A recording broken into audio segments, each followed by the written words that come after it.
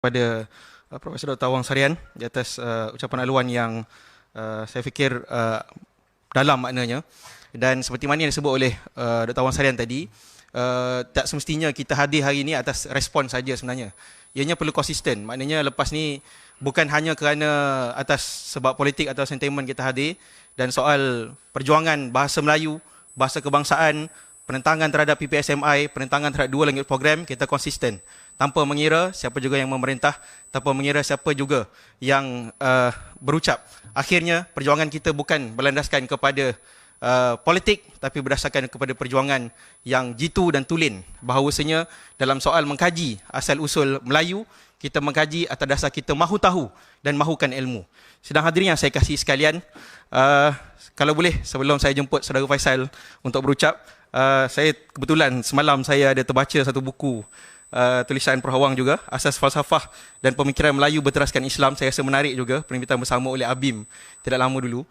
Menarik juga untuk dibaca kerana ada macam-macam perkara tentang Melayu juga dalam ini. Kalau boleh saya kongsikan dalam satu tulisan berkenaan falsafah dan logika dalam puisi Melayu.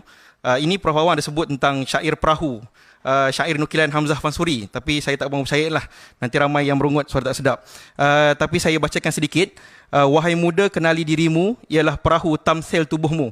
Tiadalah berapa lama hidupmu, ke akhirat juga kekal diammu. Ini saya fikir antara keindahan bahasa Melayu, syairnya, falsafahnya, yang paling penting ialah dalam tamadun-tamadun awal Melayu dan perjuangan awal kaum dan bangsa Melayu, kita menerajui dalam hal pembuatan senjata, dalam pembuatan perahu, bahtera dan sebagainya. Inilah yang perlu kita kaji, kejuruteraan dan kebijaksanaan pejuang-pejuang silam kita.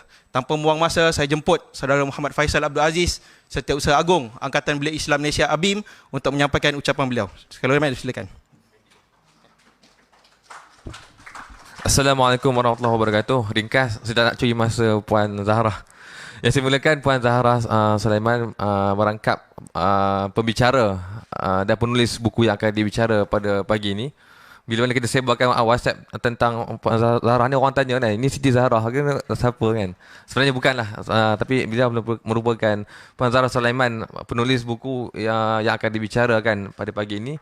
Yang saya mulakan, Prof. Awang Sarian, tuan rumah Istaq, dan juga seluruh sahabat-sahabat Tan Sri, mungkin Datuk Sri, Datin, dan juga seluruh warga yang mahukan ilmu pada pagi ini.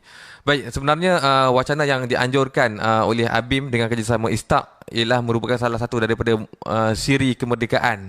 Memandangkan mungkin kita tahu ataupun tidak, hari ini kita sudah pun masuk dalam fasa 2 Ogos 2018 dan bulan ini adalah bulan kemerdekaan. Dan selain daripada siri kemerdekaan, yang paling penting ialah ini adalah merupakan satu disiplin yang ABIM amalkan ketika mana kita ingin melakukan sesuatu dalam istilah dengan izin counter dengan beberapa tohmahan-tohmahan, iaitu kita counter dengan budaya ilmu, disiplin ilmu, perdebatan, dialog dan sebagainya. Jadi berbalik kepada isu-isu yang kontroversi pada hari ini, yang saya ingat bukan hanya KULA, bukan hanya pada hari ini. Saya ingat isu ini sudah pun berlangsung mungkin puluhan tahun yang lalu pun. Sudah pun ada kelompok-kelompok tertentu yang mahu berbicarakan, yang sudah pun mahu bicarakan tentang persoalan-persoalan untuk melawan naratif tentang Melayu dan sebagainya. Dan apa yang perlu kita buat ialah kita patahkan hujah tu dengan hujah, bukan dengan emosi, bukan dengan hanya emosi lah. Sebab kita yakin bahawa mana-mana hujah, mana-mana kata-kata hanya boleh dimatikan dengan hujah. Jadi kita matikan terus hujah tersebut dengan hujah yang kita bawa berdasarkan kepada asas budaya ilmu yang penting. Jadi sekali lagi saya ucapkan ribuan terima kasih kepada tuan rumah Istaq dan juga pembicara kita lah Puan Zahra Sulaiman. InsyaAllah jangan ketinggalan untuk dapatkan buku. Tuan penulis pun ada, nak kata-kata semangat pun boleh, nak tanda tangan pun boleh dan sebagainya. Jadi kalau boleh kita nak pastikan buku tu habis lah dijual pada pagi ini. Sekian, Assalamualaikum warahmatullahi wabarakatuh. Alhamdulillah, terima kasih diucapkan kepada Saudara Faisal. Inilah antara yang ABIM perjuangkan, tuan-tuan, penyeimbangan antara budaya ilmu dan juga aktivisme dan juga intelektualisme. InsyaAllah, tuan-tuan yang saya kasih sekalian, kita akan mendengar sebentar lagi syarahan daripada yang kita raikan, yang berbahagia Puan Zahra Sulaiman, pengkaji, penyelidik sejarah Ikatan Ahli Arkeologi Malaysia, IAAM. Kena sebut betul-betul sikit, takut tersasul. Tapi tuan-tuan yang saya kasih sekalian, saya mohon tuan-tuan untuk sebarkan apa program kita hari ini. Sekurangnya kongsilah gambar, kongsilah video, kerana dengan kita berkongsi budaya ilmu inilah masyarakat akan memandang tinggi pada kita. Jangan kita hanya pandang pada retorika saja, kita angkat budaya ilmu tuan-tuan, kita angkat umat kita dengan ilmu dan kebijaksanaan insya-Allah. Kerana itulah ABIM dalam soal isu kontroversi ABIM mengeluarkan kenyataan dan artikel. Sama juga saudara Faisal dalam isu sentimen baru-baru ini tentang soal bangsa Melayu ini, beliau juga menulis artikel dan alhamdulillah banyak perkongsian daripada orang ramai. Dan tanpa buang masa, saya jemput Puan Zahra Sulaiman untuk menyampaikan bicara beliau pada hari ini yang kita nanti-nantikan. Sila berikan tepukan gemuruh buat Puan Zahra, insya-Allah dengan segala hormatnya dipersilakan.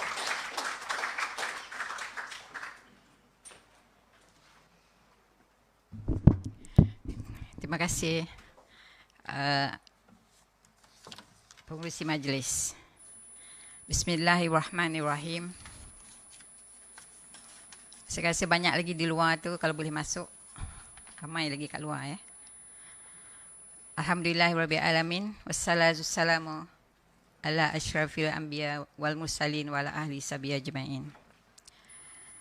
Alhamdulillah kita dapat hadir bersama di hari ini.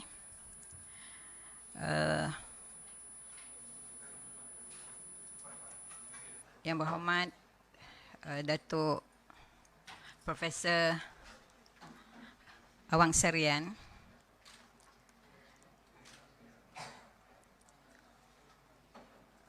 yang mengatur majlis hari ini ABIM, tapi Presiden ABIM tidak dapat hadir ya. Katanya ada mesyuarat tergempar.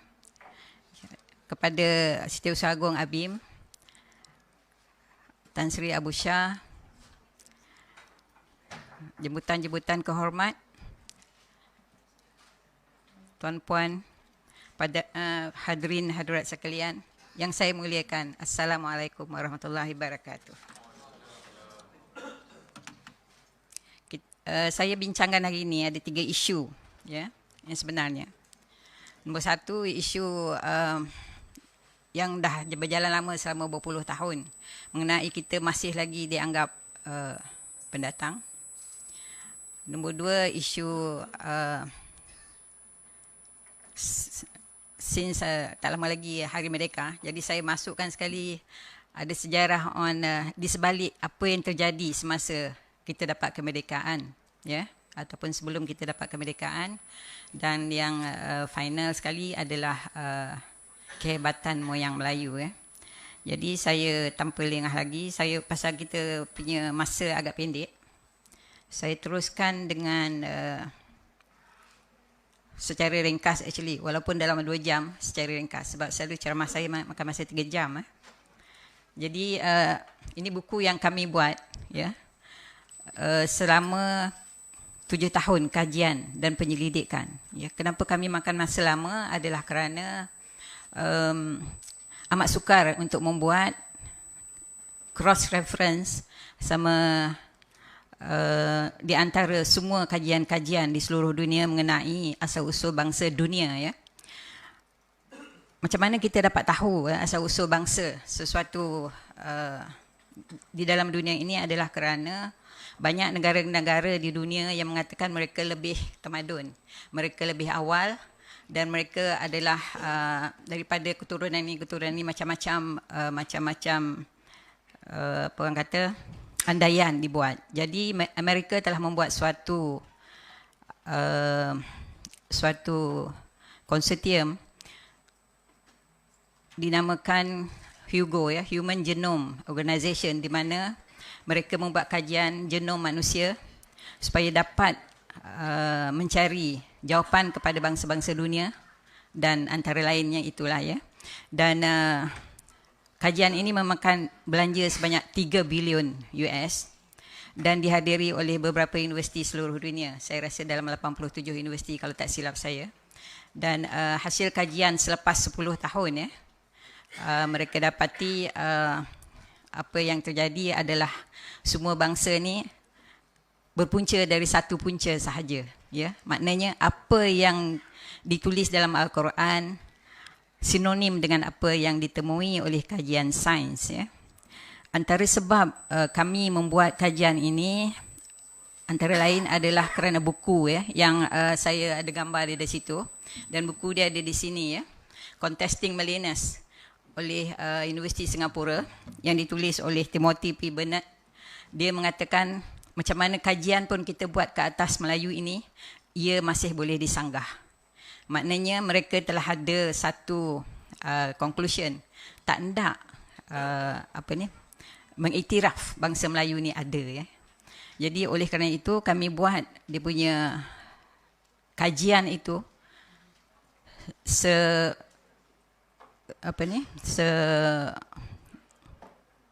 komprehensif sampai tidak boleh disanggah. Jadi kajian ini adalah berdasarkan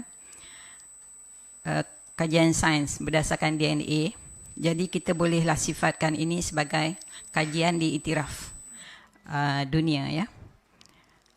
Kami bukukan kajian ini untuk melestari segala kajian yang dibuat supaya dapat dimanfaatkan oleh seluruh umat bangsa Melayu sehingga ke cucu cicit ya, dan juga bangsa-bangsa lain.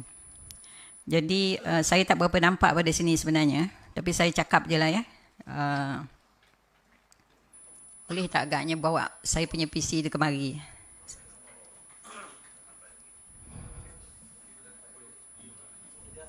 Okey, tak apa, saya teruskan. Saya teruskan, tak apa, tak apa.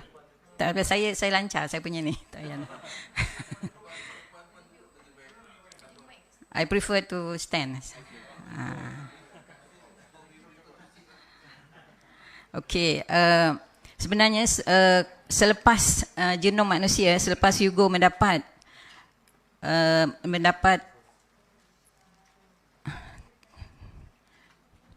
selepas Hugo mendapat hasil daripada kajiannya, Amerika dan juga Britain ya, masa itu Tony Blair bersama Clinton ya, dia tidak patentkan apa yang telah dikaji.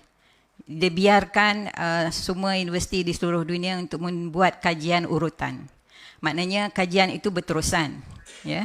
Jadi kajian urutan yang dibuat di Malaysia ini adalah daripada Universiti Sains Pulau Pinang dan juga UKM di Bangi, UiTM pun ada buat kajian urutan tentang asal-usul manusia, asal-usul bangsa Melayu ni ya. Jadi apa yang ditulis saya sudah sebut tadi, apa yang ditulis dalam Al-Quran sinonim dengan apa yang ditemui oleh sains ya. Di sini kita boleh lihat banyak ya orang-orang orang Melayu di Malaysia especially mengatakan mereka ini bukan daripada sini, mereka daripada Sabah lah, daripada Sarawak lah, daripada Sumatera lah, macam-macam ya. Sebenarnya semua Melayu berasal usul daripada Semenanjung Tanah Melayu, lepas itu disperse ya, bertebar ke tempat-tempat kepulauan di Nusantara. Nanti saya sampai ke situ. Di sini adalah kalau kita lihat ya, saya tak tahu sampai ke tidak, DNA yang paling tua sekali adalah di sini ya, di Djibouti tu, di hujung tanduk Afrika, dan juga di Saudi. Itu adalah DNA yang paling tua sekali. Dan kalau kita lihat hari ini kajian menunjukkan bangsa Melayu mempunyai DNA yang kedua tertua ya, berbanding dengan bangsa lain.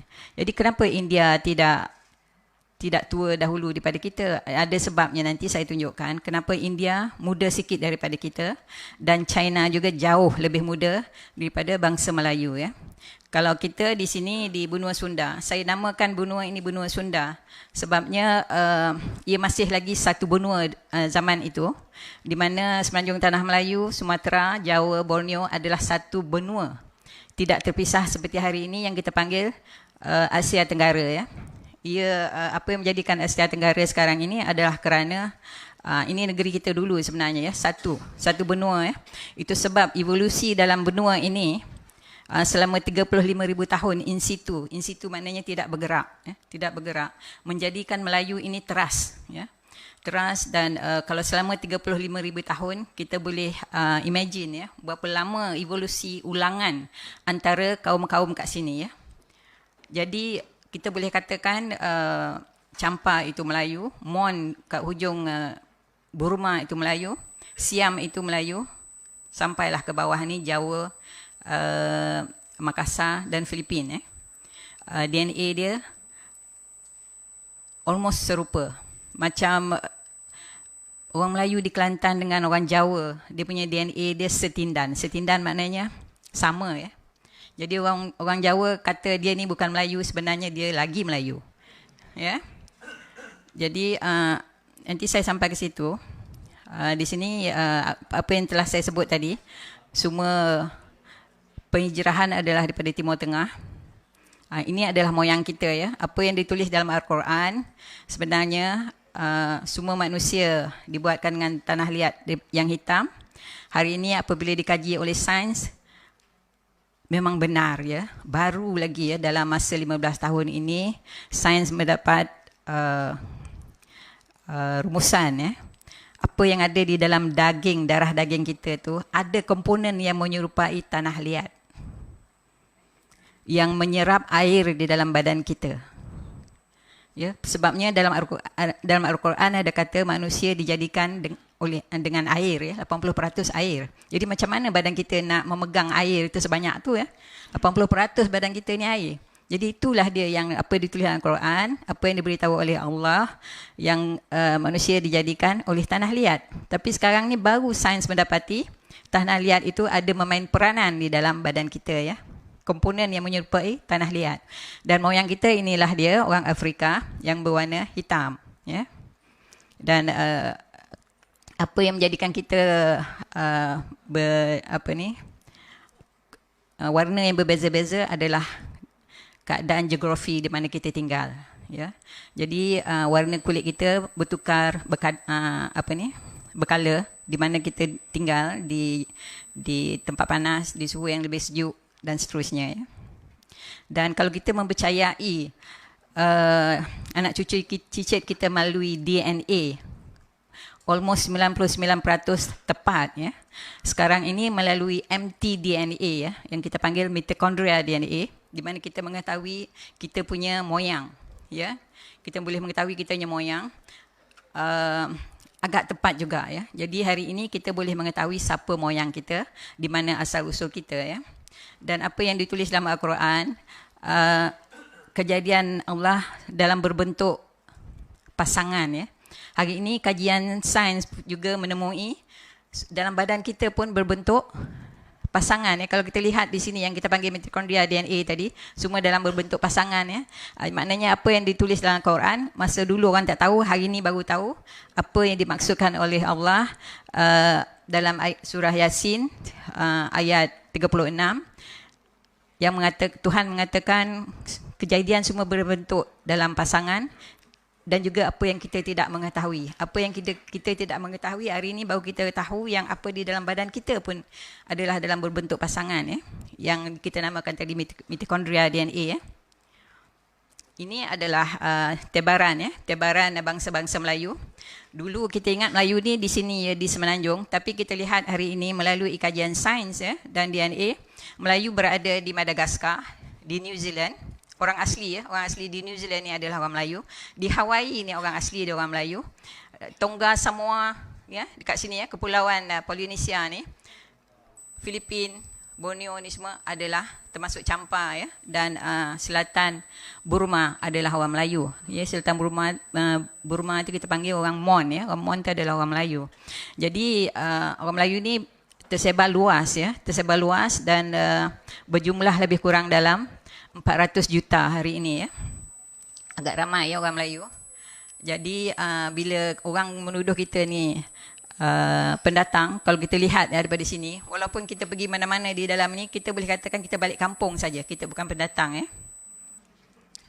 Balik kampung saja. Nama negeri kita pun Semenanjung Tanah Melayu ya. Jadi sah-sah ini Tanah Melayu. Jadi tak boleh dipertikaikan. Bila ditukar nama kepada Malaysia, Malay itu Melayu, Sia itu kepulauan. Jadi maknanya kepulauan Melayu. Itu pun tidak boleh disanggah lagi oleh bangsa apa pun, yang tempat ni memang tempat kita, tanah ranah moyang kita ya. Apa yang terjadi ya sebelum kita punya benua tadi terpisah adalah letupan gunung berapi Toba yang 4,000 kali ganda besarnya dengan gunung berapi yang terbesar ni. Dan kalau kita lihat di sini ya, dia punya efek dia sampai ke India. Tadi kita sebut kenapa orang India muda sikit pada kita adalah efek daripada Gunung Toba ya. Apabila Gunung Toba meletup, dia punya asid, dia punya bahan-bahan nuklear dia bertabur sampai ke India ya, menjadikan bangsa di India tu pupus dan repopulate balik oleh orang daripada Iran, Iraq dan daripada Burma. Jadi kita boleh lihat ya, sebelah atas ni orang dia berbangsa kulit putih sebabnya daripada Iran, Iraq. Yang di bawah ni berkulit gelap kerana daripada sini balik dan juga daripada efek daripada gunung berapi itu ya. Jadi daripada benua yang kita lihat hari ni dulu, hari ni menjadi macam ni. Yang I reckon banjir besar yang terakhir adalah banjir Nabi Nuh yang menjadikan macam ni ya. Dan lepas tu ada lagi banjir-banjir dan tsunami kecil. Dan masih lagi kalau kita lihat hari ini di Selat Melaka tu, dia punya kedalaman Selat Melaka dan juga Laut Jawa di sini adalah cetek ya. Lebih kurang baru 30 meter. Itu sebab semasa AirAsia jatuh hari tu di Pulau Jawa ni, di Laut Jawa ni, dalam masa 2 hari semua mayat dapat dia bawa ke atas because dia cetek. Kalau nak ikutkan hari ini, oleh kerana banyak kali sangat gempa bumi dan juga tsunami, kita lihat sekarang ni Semenanjung Tanah Melayu dan Sumatera dah rapat kembali ya. Jadi hari ini kalau kapal nak lalu di Selat Melaka, dia kena betul-betul ambil center supaya tidak terantuk dengan dasar laut. Ya.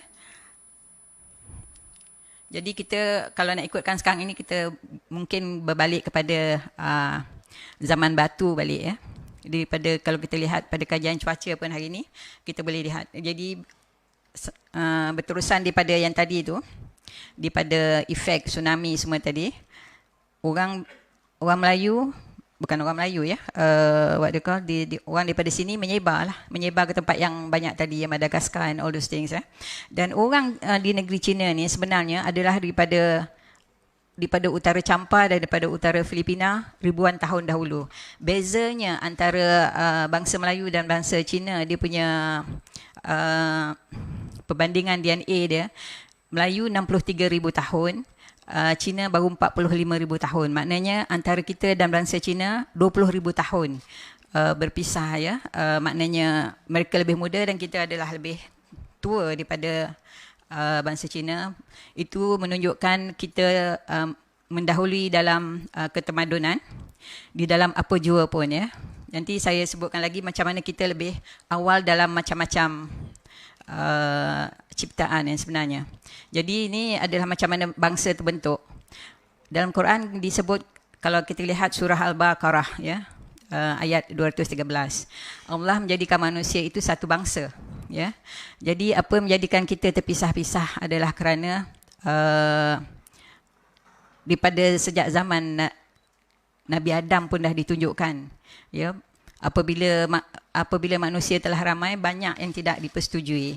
Ya, banyak perselisihan faham, terjadilah kabilah-kabilah dan juga perpecahan itu menjadikan bangsa-bangsa di seluruh dunia ini ya. Dan sesuatu bangsa itu terbentuk melalui evolusi berpuluh ribu tahun, dan bukannya dalam sekelip mata kita boleh mengatakan bangsa itu satu bangsa. Bangsa yang diiktiraf dunia dahulu adalah 5, sekarang ni 6 ya. Dan Melayu menjadi bangsa yang kedua yang diiktiraf. Jadi kalau kita sebut bangsa Malaysia tu, saya rasa agak tidak tepat dan tidak wajar, because untuk menjadikan suatu bangsa tu, saya rasanya kita kena berdasarkan DNA. Ini adalah macam mana bangsa terbentuk daripada kita boleh katakan daripada semenanjung Djibouti tadi dan juga Timur Tengah, Saudi Arabia sampai kemari. Ya, sampai ke Champa dulu, kita boleh lihat orang yang kat sini agak lebih tua, tapi tak jauh berbeza daripada yang di bawah ini. Yang ditentukan oleh sains, pakar genetik. Bangsa yang mula-mula sampai kemari adalah bangsa yang ketinggiannya tak tinggi ya, rendah. Jadi orang yang pertama sekali sampai kemari adalah Semang dan Senoi. Semang dan Senoi adalah antara DNA yang tertua, yang kita panggil mtDNA yang tertua. Dan Semang dan Senoi ini dia berevolusi ya kat sini ya, pulang balik. Pada zaman itu rasanya hutan tidak berapa tebal ya. Dan kalau kita lihat, saya nak kedepankan sikit. Kalau kita lihat ya, Semang dan Senoi ini, dia berpecah kepada komposit aslian yang lain. Mahmeri, Lanoh, apa semua. Ini adalah muda sikit. Yang bawah ni adalah Iban, Dayak, Bidoanda, semua ni kat sini. Yang kat sini kita. Maknanya kita punya moyang yang terdekat kat situ adalah Jakun kalau kita lihat ya. Jakun, Dayak semua tu. Di sekolah dulu kalau kita sebut awak Jakun, kita Jakun, semua sebenarnya kita hari ni semua Jakun ya. Jakun tu adalah moyang kita yang terdekat kat sini. Jadi sini kita, ini orang Arab dahulu ya, yang kita panggil orang Aryan ya. Orang Aryan yang datang bersemenda dengan bangsa Melayu ya. Ini saya letakkan dalam masa 6,000 tahun dahulu. Yang sinilah masa tu orang-orang Arab memanggil kita Bani Jawi ya. Apabila ada semendaan dengan orang Timur Tengah, kemudian dipanggil Bani Jawi kat sini. Saya garis kat sini sebagai daripada sini ke atas Melayu asli ataupun Melayu jati ataupun Melayu teras. Kita panggil sini, ada juga orang bahasa buku yang dipanggil Melayu sungguh ya. Sesungguh-sungguhnya memang Melayu. Melayu sungguh lah situ ya kita sebut. Jadi yang kat bawah ni yang masuk Melayu ataupun kacukkan Melayu adalah daripada Arab, Cina, India, Portugis dan sebagainya. Mereka adalah Melayu juga seadanya ya. Tinggal lagi dia punya mtDNA itu telah berlaku banyak kecairan. Jadi kalau sini kalau kita sifatkan sebagai 63,000 tahun umur dia mtDNA, dia bila turun ke bawah ni makin berkurangan lah ya. Di sini kajian dibuat oleh Vincent Macaulay. Kalau kat sini ni Semang dan Senoi yang berwarna hitam ni membenihkan, menghasilkan berbagai bangsa ya di benua Sunda ni. Ini kajian dibuat Macaulay ni adalah tahun 2004 ya. Dan yang hijau ni, ini saya pinjam gambar ni ya daripada Hugo. Tapi saya minta jangan ambil gambar ni sebab ini adalah what they call copyright ya. Yang hijau ni Melayu. Maknanya Melayu ni tidak bercampur dengan siapa-siapa pun. Aslinya asli betul. Ya. Yang lainnya ada minjam kita punya DNA sikit. Jadi janganlah sebut kita ni sebagai pendatang sebab kita ni yang membenihkan bangsa-bangsa asing. Yang sebenarnya ya. Saya kena ke depan sikit sebab banyak saya punya apa ni. Ni penjelasan bangsa ni saya dah buat ya. Ni saya buat apa yang saya kaji di zoo negara ya. Kalau kita lihat ya, burung-burung tu semua warna putih. Tapi bila dia balik lepas dia pergi cari makan, dia balik dia tahu cari balik saudara mara dia. Daripada mana tahu? Daripada dia punya, you can see dia punya sayap. Yang ni color hitam, color kuning bawah ni, yang tengah ni kita tak silap color kelabu. Macam mana dia boleh cari balik saudara mara dia adalah daripada naluri dia. Sama juga macam manusia-manusia di dunia ini. Apa yang menjadikan sesuatu bangsa itu suatu bangsa adalah naluri dia sama. Walaupun macam kita ni banyak beraduh different party ya, different suku kaum lah. Tapi sebenarnya kalau ada berperang, kita akan bersatu. Itu maknanya naluri ya. Sama juga dengan burung. Bila dia bergaduh antara satu sama lain, dia jadi sepakat. Jadi saya tengok tu dia macam tu perangai dia masa saya kaji di zoo negara ya. Saya kedepankan sikit. Ini apabila dunia memanas ya. Dunia memanas, manusia bertebar. Jadi yang naik atas ni jadi bangsa Cina, naik atas ni lagi Mongolia. Yang kat bawah ni turun sampai ke bangsa Red Indian. Dan South America ni yang paling muda sekali. Kalau sini 63,000 tahun, ujung South America ni umur DNA mereka baru 10,000 tahun ya. Ataupun 8,000 tahun. Maknanya dia baru sahaja berpindah, migrate kemari. Baru. And ada orang sebut ya, ada pakar genetik sebut bangsa Red Indian kat sini ada 15% darah Melayu ya. Dia yang Melayu. Jadi kalau kita tengok lagi kat sini macam mana banjir terjadi adalah sebab ini adalah lilitan gunung berapi. Ini yang memecahkan benua-benua kepada kepulauan ya. Dan maka terjadilah perhijrahan manusia. Dan di benua Sunda ini juga disebut sebagai Atlantik, di Atlantis dahulu ya. Jadi hari ini baru ditemui di utara Filipina dan selatan Jepun tu satu lagi piramid yang lebih tua pada piramid di Mesir ya. Kalau kita tengok tangga dia pun tinggi, maknanya orang dulu probably lebih tinggi pada kita. Ya, tangga dia tu nak panjat susah ya. Dan piramid dia lebih besar daripada piramid di Mesir ya. Dan kalau kita tengok tulisan dia ni, cuneiform ni, seakan-akan yang ditulis di Mesir, yang bahan-bahan lain ya, artifak lain yang dijumpai adalah keris dan dama ataupun what do you call, pinggan mangkuk tu ya. Jadi kita lihat sini kawasan ni besar ya, dan ini adalah ukiran macam orang dan juga ada kubur-kubur di situ ya. Itu terletak betul-betul di dasar laut sebagai agaknya Tuhan nak tunjukkan kepada kita ada apa orang kata tamadun ya yang paling tua. Ini 10 tahun ya. 10,000 tahun umur dia. Yang di Mesir tu 5,000 tahun, ini 10,000 tahun. Ya, dan pakar-pakar kaji sains masih lagi mengkaji dia punya batu bata sini, dan kajian itu belum lagi dipublish ya. Jadi gambar ni pun tidak boleh dikeluarkan sebab ia belum jurnal dia pun belum keluar lagi ya. Ini saya sebut tadi apa yang ditulis dalam Al-Quran dan hadis sinonim dengan apa yang ditemui oleh sains ya. Di sini saya ada tulis sikit gambar, lukis sikit gambar di mana kalau kita lihat ya, yang pergi berhijrah ke timur adalah daripada juraian Nabi Ibrahim. Ya, Nabi Ibrahim daripada keturunan Keturah. Kalau kita lihat kat sini, yang pergi berhijrah ke timur ya. Dalam buku saya saya tulis lebih detail lagi cerita dia. Dan di sini adalah Ur ni adalah perkampungan Nabi Ibrahim. Kalau kita lihat ni, ini gambar saya buat sendiri. Di Ur ni, lepas tu dia berhijrah pergi ke Palestin kat sini ya. Dan kita lihat daripada sinilah bersurainya bangsa-bangsa. Kalau kita lihat keturunan Nabi Ibrahim tu ya, yang bukan keturunan, sorry ya, daripada Nabi Nuh, daripada Nabi Nuh, anak Nabi Nuh yang berkulit hitam pergi ke Afrika ya, yang Yafith pergi ke Eropah, yang Sem ni yang banyak menjadi nabi dan rasul dan berpindah ke timur ya. Ada saya tulis dengan lebih detail di dalam buku saya.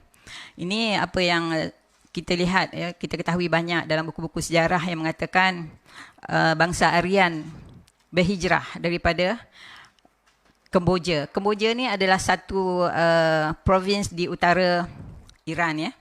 Iran, Iraq tu, sebelah utara tu. Bila mereka pindah ke Cambodia hari ini ya, dia bawa nama tu sekali Kemboja. Jadi Kemboja tu adalah nostalgia daripada Kemboja di Iran, Iraq. Jadi sinilah bermulanya orang-orang Aryan ataupun orang-orang Arab bersemenda dengan aslian Melayu di sini. Jadi kalau kita lihat bahasa-bahasa semasa itu jugalah bahasa-bahasa Aryan yang dinamakan hari ini sebagai bahasa Sanskrit ya, diserap ke dalam bahasa Melayu. Bahasa Sanskrit bukanlah bahasa India, banyak orang silap faham. Sebenarnya bahasa India menyerap bahasa Sanskrit Arab. Dia mencedok, meminjam. Ya, oleh kerana India banyak menulis buku tentang Sanskrit, di sebelah sini, di sebelah semenanjung tanah Melayu, ingat Sanskrit itu kepunyaan India. Saya dah terangkan dalam buku saya, Sanskrit itu adalah bahasa Aryan, bahasa Timur Tengah, bahasa Finosia semasa zaman dahulu ya. Jadi bahasa antara perkataan yang kita gunakan hari ini yang bahasa Aryan itu adalah mukadimah, syurga, Perdana Menteri, iman, banyak ya. Banyak, beratus yang diserapkan ke dalam bahasa Melayu. Bahasa Melayu pun tidak kurang banyaknya ya. Antaranya besi. Besi itu adalah bahasa antarabangsa sebenarnya. Itu bahasa Melayu tulen. Ya, besi, tembaga itu semua bahasa Melayu. Ibu, emak bahasa Melayu. Madu itu bahasa Melayu, ya. Jadi orang India pinjam pula kita punya, cedok masukkan pula ke bahasa dia. Ya. Bahasa India tak ada dalam bahasa Melayu. Ya. Bahasa Melayu banyak mengambil bahasa Arab, iaitu bahasa Aryan. Aryan tu adalah bahasa tua orang Arab. Yang kita sebut Sanskrit tadi. Ya. Jadi nanti saya sampai ke situ. Jadi maknanya kalau orang India yang bawa bahasa Sanskrit tu kemari, kita dah bercakap bahasa India dah hari ini. Ya, tapi oleh kerana yang bawa bahasa Sanskrit itu lebih dahulu daripada bangsa India, itu sebab kita bahasa Sanskrit hari ini. Ya. Ini adalah tulisan Finusia. Kalau kita lihat di sini ya. Umur tulisan ni 3,600 tahun. Dan ini adalah tulisan bahasa Melayu, tulisan rejang yang kita panggil. Mirip serupa.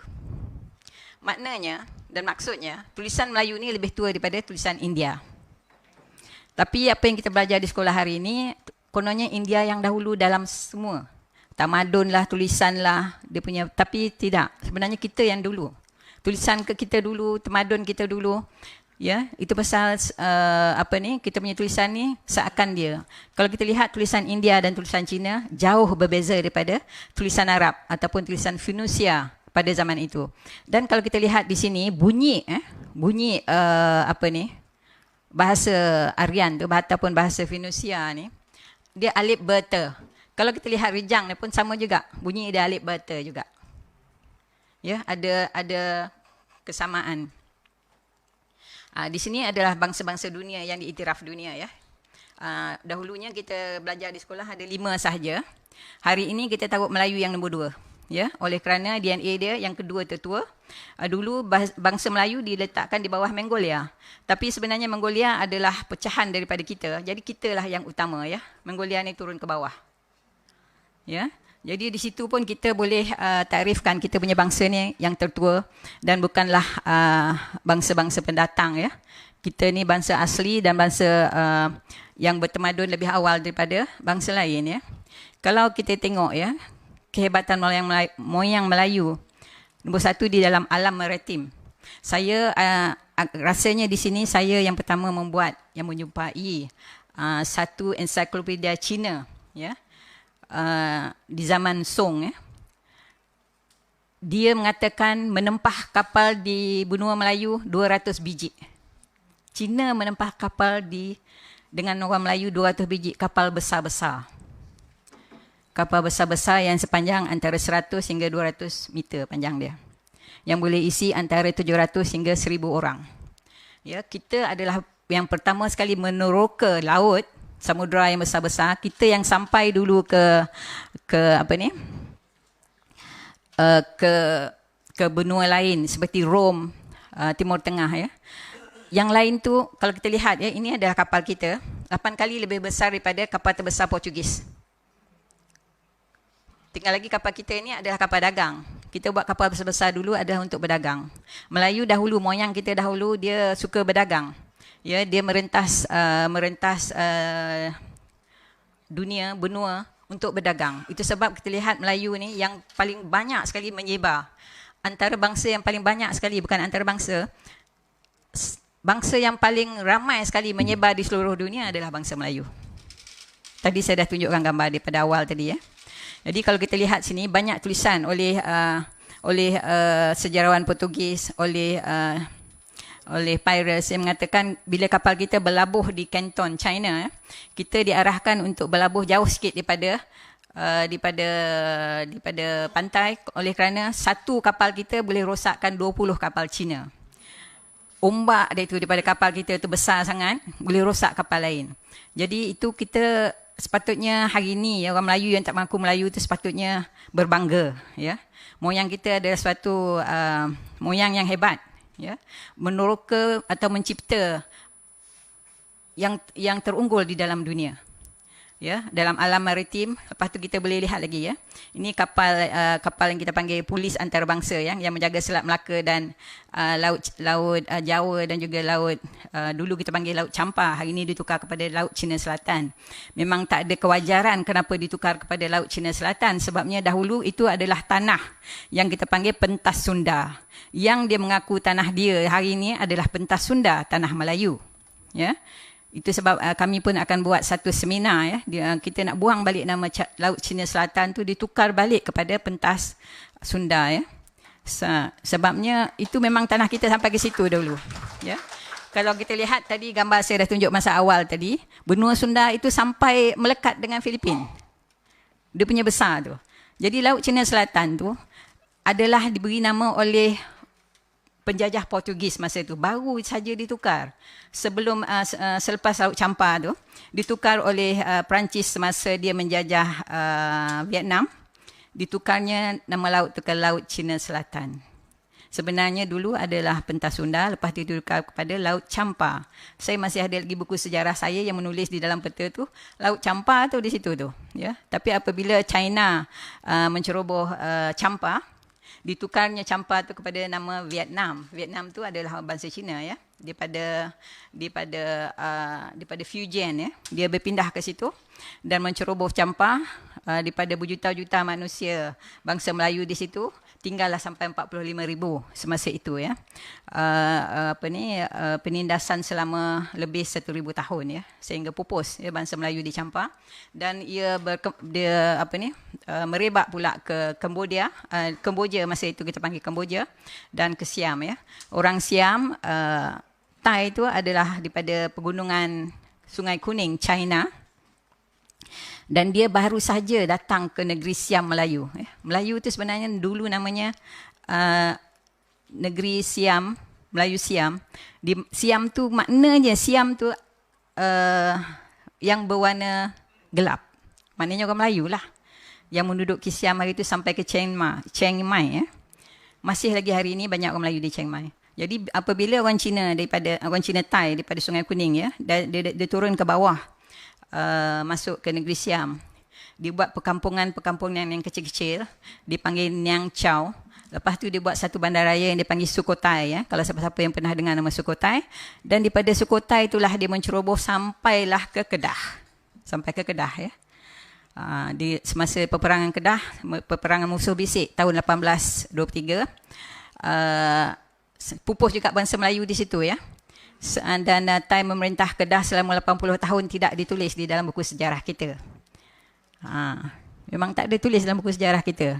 Orang Thai ya, sebab dia ditulis di dalam buku Sherrod Osborne dan juga Turnbull, dia mengatakan yang menjajah Kedah adalah orang yang berkulit yang berwarna kuning, bukannya orang Siam. Jadi nama yang ditulis dalam buku sejarah yang kita belajar di sekolah itu, dia kata Siam menjajah Kedah. Salah. Ya, Thai yang menjajah Kedah. Orang Siam yang menolong Kedah. Orang Melayu Siam petani, Nyala, Satul tu, itu adalah orang Melayu Siam. Dia yang menolong Kedah. Orang Siam yang menolong Melaka untuk melawan Portugis, bukannya orang Thai. Orang Thai yang menceroboh Kedah dan Melaka masa itu ya. Gambar di adalah dermaga-dermaga bangsa Melayu ya, di Pegu, di Terengganu, di banyak tempat lagi ya.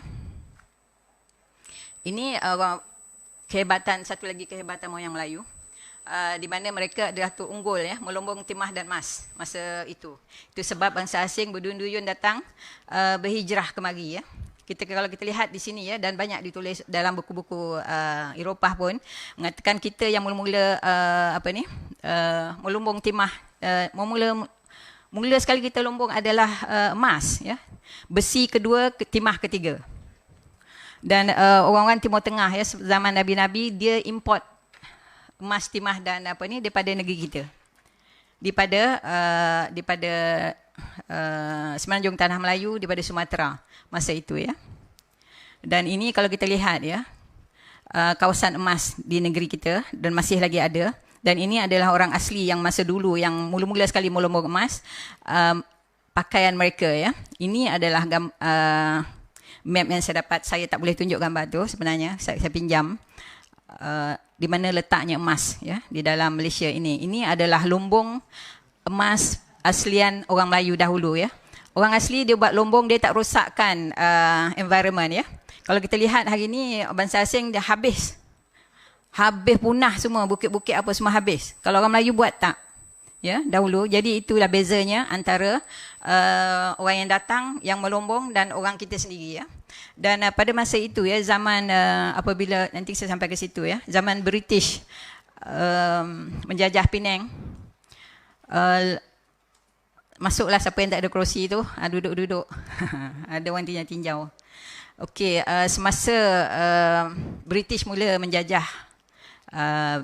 Penang ya, dia memula datang hanya untuk memajak ya sebahagian dari Penang untuk dia punya naval base ya. Tapi ia masa itu Sultan Abdullah tidak bersetuju, tapi oleh kerana masa itu di zaman itu orang Thai berterusan apa orang kata menjarah Kedah dan memaksa Kedah, Perak, Terengganu, Pahang semua menghantar emas ya, ufti emas kepada Thai masa itu. Jadi Sultan Abdullah mengambil keputusan untuk membenarkan orang British memajak sebahagian daripada Penang. Tapi apa yang terjadi setelah 4 tahun menduduki Penang, British tidak bayar sewa pajakan. Instead, diracik-raciknya Pulau Pinang itu diberikan kepada bangsa-bangsa datang yang lain. Jadi dari situ, dia apabila itu berlaku, Sultan Abdullah memberitahu British supaya meninggalkan Pulau Pinang ya. Dan askar-askar Melayu mula cuba pergi ke Pulau Pinang untuk mengusir mereka, tetapi apa yang dibuat oleh British adalah dibomnya ya. Dibomnya seberang perai. Ya, banyaklah askar-askar Melayu mati. Oleh kerana itu Sultan Abdullah under duress. Under duress maknanya terpaksa bersetuju untuk sign perjanjian ya, daripada pajakan yang diminta oleh Sultan Abdullah ketika itu adalah 35,000 Spanish dollar ya, Spanish dollar. Masa itu duit pound sterling tidak laku. RM1 bersamaan dengan 1 pound sterling. Jadi zaman itu yang duit yang paling tinggi adalah Spanish dollar. Jadi perjanjian dibuat dalam Spanish dollar. Itu pun tidak dibayar oleh British ya, setelah perjanjian dibuat.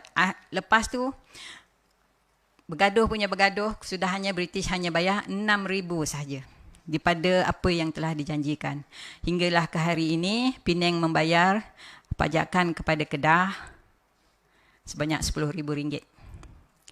Jadi kita janganlah hati senang-senang hari ini ya. Sebenarnya kalau boleh jangan tape yang ini berhentikan sekejap. Sebabnya apabila kita mendapat kemerdekaan, kita dapat hanya separa kemerdekaan. Separa sahaja. Kita tak dapat Penang. Penang dipajakkan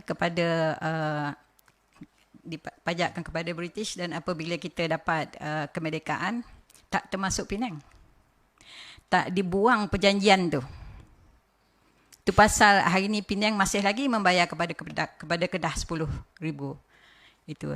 Tapi saya sekarang ni dengan rakan-rakan, dengan seorang hakim tengah mengumpul banyak apa orang kata artifak-artifak untuk mendapatkan balik Penang ke dalam Semenanjung Tanah Melayu Jadi itu sebab kita kena berhati-hati apabila menjual tanah di Penang. Siapa yang ada tanah di Penang, jangan jual, walaupun tanah tu kecil, 1 ekar ke setengah ekar ke, jangan jual. Saya juga ada menulis kepada masa itu mantan Perdana Menteri Datuk Najib, supaya membeli tanah-tanah tu Petronas beli tanah-tanah apa yang ada di Penang Sebabnya kalau nak ikutkan hanya tinggal 10% saja tanah di Penang yang berapa orang kata,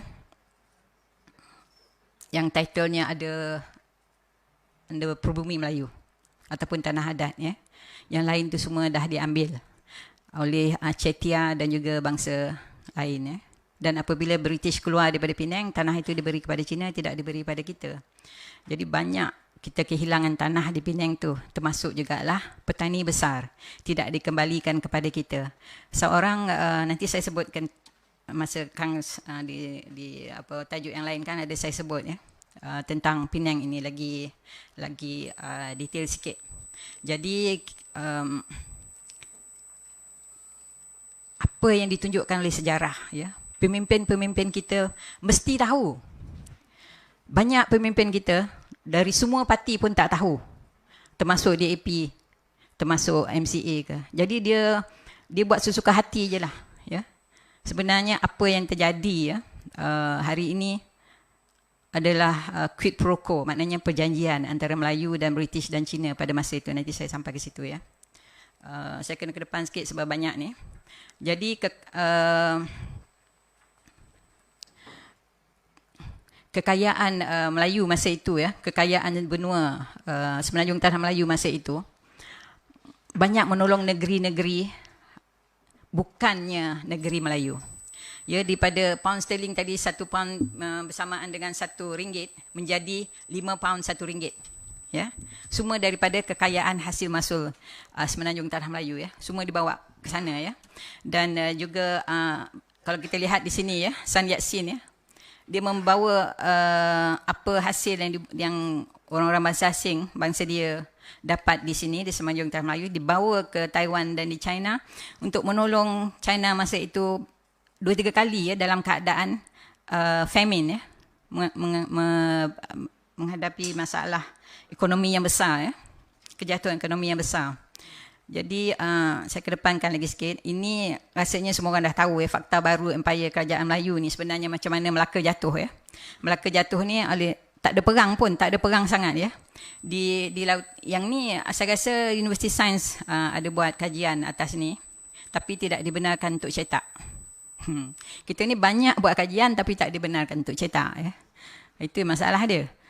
Takut sebab nak menjaga hati ramai orang. Hati kita tak terjaga. Asyik nak jaga hati orang yang tak sudah-sudah. Jadi apa yang berlaku sebenarnya, apa yang ditulis oleh banyak-banyak penulis sejarawan barat, ya, di Selat Melaka kapal-kapal besar-besar kita, ya, dibakar oleh Cina. Dan di daratan orang India cucuk-cucuk sultan-sultan hingga bergaduh yang kita panggil Sikitol tu. Dan membuka juga apa orang kata gate apa, ya, pintu, ya, pintu gerbang supaya askar Portugis masuk. Melaka, Kesultanan Melaka dahulu bukanlah dipancang-pancang dengan daun apa kelapa ke, tidak. Kita ada tembok-tembok batu besar-besar, ya, dari tulisan buku-buku di Portugal, ya. Semasa Portugis datang ke Melaka, sudah ada bangunan batu 2 tingkat berbaris-baris. Dan Portugis terperanjat melihat satu masjid yang besar di Melaka yang paling cantik di dunia. Kata dia di dalam buku dia. Masjid tu berwarna putih, ya. Dan Istana Sultan Melaka 3 tingkat. Tapi tidak ditulis dalam sama ada dibuat daripada batu atau kayu, tapi 3 tingkat. Mempunyai veranda yang besar, dia cakap. Jadi maksudnya semasa mereka datang, kita dah lama pun maju. Dah lama maju dah. Tapi apabila British datang, punya jahatnya, Stamford Raffles tu runtuhkan semuanya. British berbelanja 70,000 pound untuk meruntuhkan Melaka. Tidak ditulis dalam buku sejarah kita.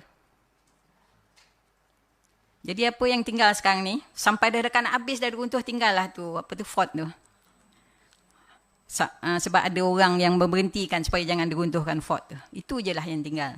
Tapi sebenarnya banyak, ya, banyak apa orang kata, bangunan-bangunan bersejarah yang telah diruntuhkan. Itu ini adalah batu putih. Batu putih ni kami yang dapatkan yang ni dulu semasa saya buat memula kajian dengan arwah Profesor Nik Anwar Nik Mahmud, ya. Ini adalah dia punya, tolong jangan ambil gambar, ya. Inilah oleh sebab ni kita kehilangan batu putih. Apabila British bertanya kepada Seth, nama dia Seth tu, ya, ayah kepada General Ghazali Seth. Pernah dengar tak? Ini ayah dia. Ayah dia sebut dia tidak memerlukan pulau batu putih tu. Jadi British ambil. Punya cerdiknya orang Melayu dahulu, ya. Sekarang ni pulau tu menjadi satu tempat lighthouse untuk memantau kapal-kapal lalu lalang. Actually, it's very prominent tempat tu ya. Lagi satu yang kita patut tahu adalah Nam Tien ya. Nam Tien ni adalah ditulis ya oleh seorang bangsa Cina bernama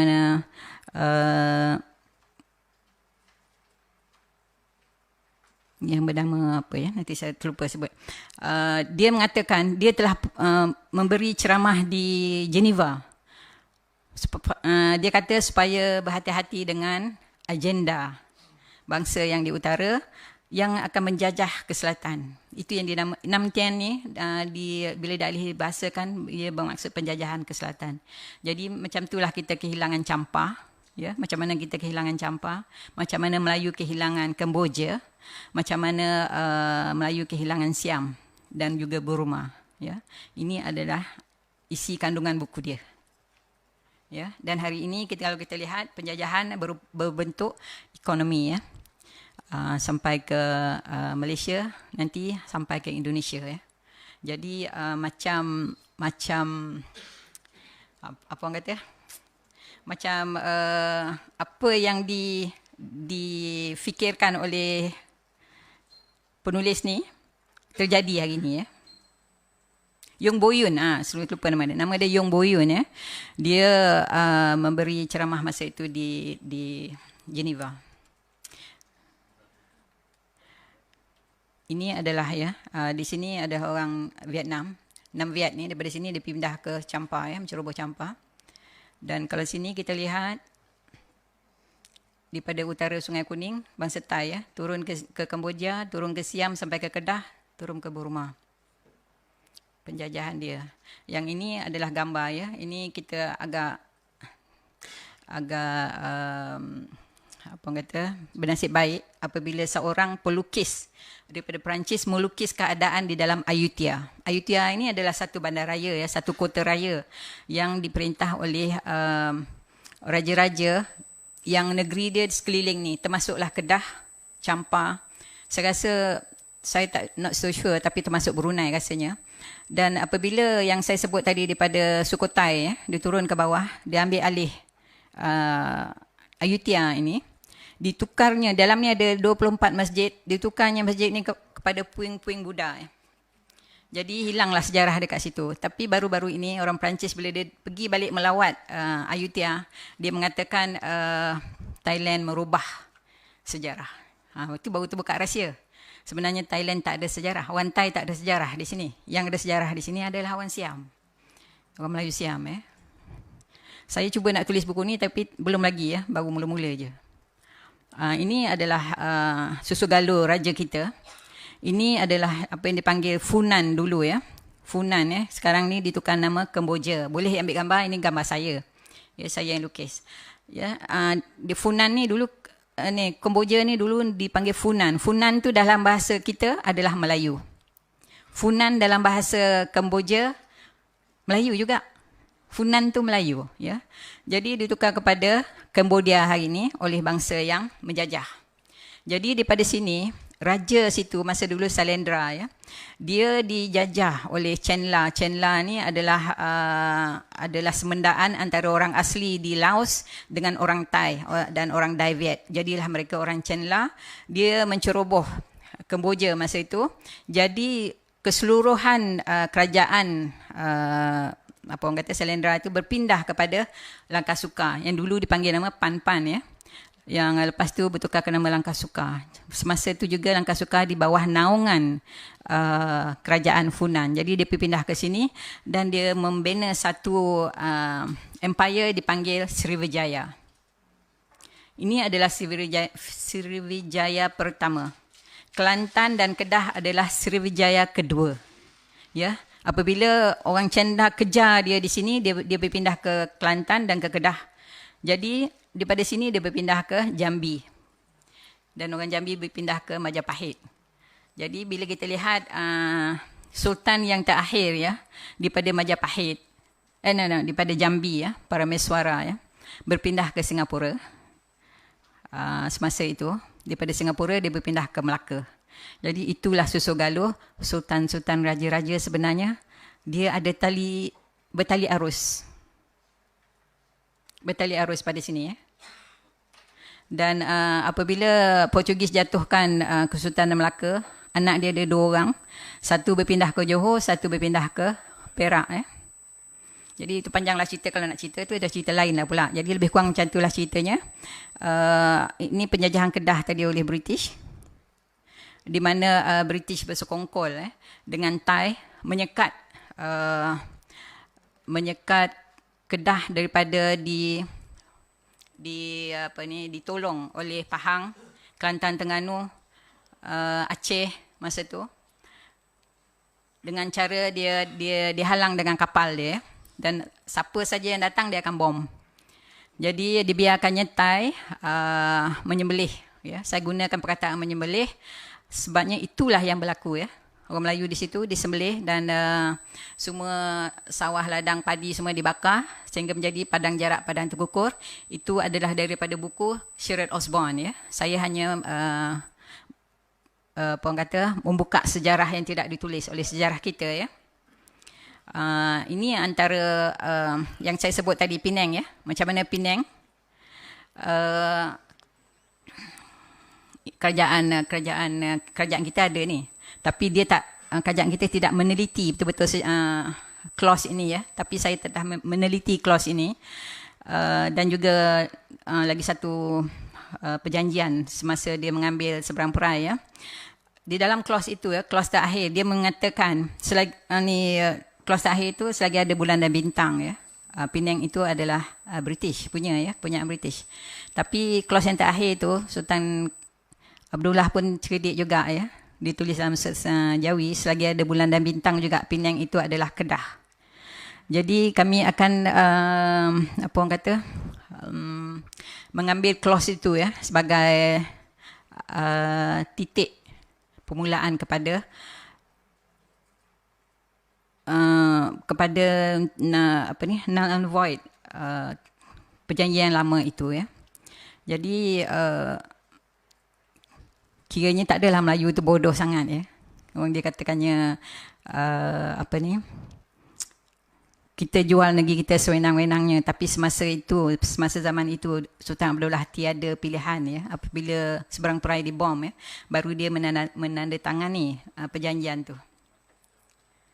Jadi cara mana ya tadi kat sini saya tak nampak, tapi rasanya macam mana orang Melayu Kedah ya disembelih ya. Orang mengandung dipotong, dikeluarkan anak daripada perut ya. Kalau masih hidup lagi dia suruh mencangkung dan ditanamnya pokok rembia ke pokok bawah tu sehingga tumbuh dia punya pucuk tu menembusi dubur sehingga ke perut ya. Jadi maknanya selepas 3 hari baru mati ya. Jadi maknanya mereka mempunyai apa orang kata perut hijau ya, sadis untuk melihat cara-cara macam mana kita mati ni. So mengikut penulisan Sherard Osborne dan juga Turnbull, memang sehingga tak ada manusia langsung di Kedah. Ya, orang Kedah hari ini adalah penghijrahan daripada petani kebanyakannya ya. Yang saya kaji kebanyakannya daripada petani. Daripada Selangor, pada Perak ya. Dan juga ada daripada Champa dan juga daripada Phuket ya, daripada Kepulauan Phuket. Ini baru lagi berlaku ya, tahun 1972 di Cambodia, di mana Pol Pot ini semua orang tahu ya, dan juga dibawa ke apa orang kata bangsa-bangsa bersatu, di mana mengikut tribunal ya, tribunal yang saya baca juga some of the tribunal mengatakan actually yang memberi senjata kepada orang Cambodia untuk memerangi orang Melayu adalah daripada China ya, berkapal-kapal datang, dia punya orang sama dia orang punya senjata ya. Ini jumlah orang Melayu mati di Cambodia tahun 1972 adalah 2 juta. Hari ini tinggal dalam probably 100,000 ya. Banyak juga kisah-kisah ini ditulis oleh ada satu penulis sejarah daripada Australia ya. Dia menulis dengan rapi cara mana mereka dibunuh dan berapa ramai, Dan kalau masuk satu-satu kampung tu sehingga satu orang pun tak ada lagi dalam kampung tu. Ya. Jadi hari ini kita lihat banyak orang Kedah, orang Terengganu yang pergi ke ni yang berlaku sejak 72 dan sebelum tu, yang pergi ke sana bersemenda dengan orang Cambodia, orang Kemboja, dan meramaikan lagi penduduk di situ ya.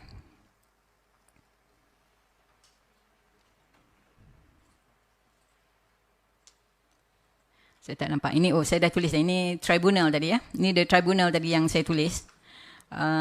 Tribunal maknanya dia tidak, apa yang ditulis ni tidak bohong lah ya. Tidak bohong. Ini apa yang betul-betul berlaku. Dan macam mana kita kehilangan Singapura ya. Dan separuh mereka yang saya sebut tadi. Okey. Ini adalah Atlantic Charter. Atlantic Charter ni adalah pada tahun 1942-43 ya. Di mana masa itu Roosevelt sama Churchill, Winston Churchill, mereka membuat satu apa orang kata pertemuan untuk mencari perdamaian di tanah-tanah jajahan. Jadi mereka telah bersepakat. Ini dipanggilkan Atlantic Charter yang hari ini kita ketahui sebagai Piagam Bangsa-Bangsa Bersatu ya. Di mana semua tanah-tanah jajahan termasuk semenanjung tanah Melayu hendaklah dilepaskan tanpa syarat. Dilepaskan kepada peribumi. Ya. Dia syarat dia dekat sini ya, 8. Dia tak banyak, 8 je masa tu. Ya. Jadi apa yang berlaku, negara-negara lain mendapat kemerdekaan immediately after piagam itu diresmikan ya. Indonesia, Filipina, India antara 45 dan tahun 47 semua dapat kemerdekaan. Semenanjung tanah Melayu 10 tahun lewat. Kenapa 10 tahun lewat? Ya. Jadi apa yang berlaku? Ini yang saya nak sebutkan ni, apa yang berlaku di belakang di sebalik kemerdekaan. Sebenarnya orang Melayu tak pernah bersetuju dengan kemerdekaan. Apa sebabnya? Kerana terma dan syarat-syaratnya terlampau berat untuk Melayu terima. Kita kena melepaskan banyak hak untuk menampung, accommodate ya, permintaan British dan China. Antara yang menulis surat kepada residen British di UK masa itu adalah Universiti Singapura, diketuai oleh Tun Mahathir Mohamad masa itu, bersama dengan 22 orang Melayu yang lain. Tun Mahathir sendiri tak ada surat tu, hari tu baru saya kasih surat dia sendiri pada dia. Saya dapatkan daripada archive, saya beri pada dia. Dia peranjat. Iyalah, baru dia teringat. Sebenarnya dia sendiri pun tidak bersetuju dengan terma dan syarat-syarat yang yang diminta oleh China dan British. Selain daripada itu, Persatuan Guru-Guru di Tanjung Malim, banyak ya persatuan-persatuan Melayu, individu yang minta supaya dilewatkan kemerdekaan itu. Oleh kerana apa? Kalau kita tunggu lagi 2 tahun, kita dapat kemerdekaan dengan tersendiri, without any terma dan syarat. Because itu adalah yang apa yang dikeluarkan oleh bangsa-bangsa bersatu masa itu. Kalau kita tunggu lama sikit, kita rasanya, tapi maybe telah ditakdirkan ya. Tapi rasanya kalau kita tidak terima, boleh jadi kita tidak hadapi masalah hari ini ya. Dan terma itu diterima ya. Ini adalah Straits Settlement Treaty. Ini this is no apa orang kata secret ke apa, tak ada. Kita boleh cari juga di dalam tu. Tapi apa yang kita tak tahu adalah apa yang ditulis oleh Barbara Jones ya. Di mana dia menulis ya. Dia ni seorang British. Dia menulis macam mana kita dianiaya oleh pihak British semenjak Straits Settlement hinggalah sampai hari kemerdekaan tu. Ya. Kalau kita tengok tajuk dia tu, macam dia kata apa? Melayu di bawah hukuman mati. Pasal apa dia tulis itu adalah kerana permintaan-permintaan ya. Kalau saya nak nak satu-satukan banyak permintaan-permintaan yang tidak masuk akal. Ya. Antara permintaan dia itulah dia Jusola itu. Di mana 1 juta warga negaraan instant ya. Instant. Dan kalau siapa yang baru sampai pun dapat ya. Tapi hari ini dipertikaikan kenapa pula kita ambil orang Indonesia datang. Padahal Indonesia tu orang Melayu. kira saudara mara juga balik kampung ya. Jadi these are some of the things yang ada itu. Kalau nak ini lambat kita habis Kang. Saya nak pergi ke sini apa yang berlaku ya di sebalik kemerdekaan tu, kita tidak pernah bersetuju dalam banyak perkara. Dan antara rundingan yang dibuat adalah oleh Reid Commission masa tu ya. Lord Reid masa tu. Dan 4 orang di dalam komiti itu semuanya bangsa asing. So kita fikirkanlah bangsa asing yang menentukan kita punya hala tuju negara. Bangsa asing lah yang membuat perlembagaan kita. Dan apabila kita minta untuk menyertai komisen ini untuk membuat perlembagaan, kita tidak diberi peluang ya. Dan apa orang kata apa orang kata perundingan untuk perlembagaan ini memakan masa 1 tahun daripada tahun Mac 56 hingga ke Februari 57, 1 tahun ya. Dalam 1 tahun tu dia mengadakan 118 kali apa orang kata meeting, dan 131 memorandum ni antaranya yang saya sebut tadi daripada Tun Mahathir dan daripada College Tanjung Malim dan banyak lagi Persatuan Orang Melayu, dan juga daripada Persatuan Cina, daripada Parti Perikatan, dan juga daripada Raja-Raja Melayu ya. Dan Raja-Raja Melayu pun tidak diberi peluang untuk menyuarakan apa yang nak dibincangkan ya. Raja-Raja Melayu hanya boleh memberi surat apa yang dia nak.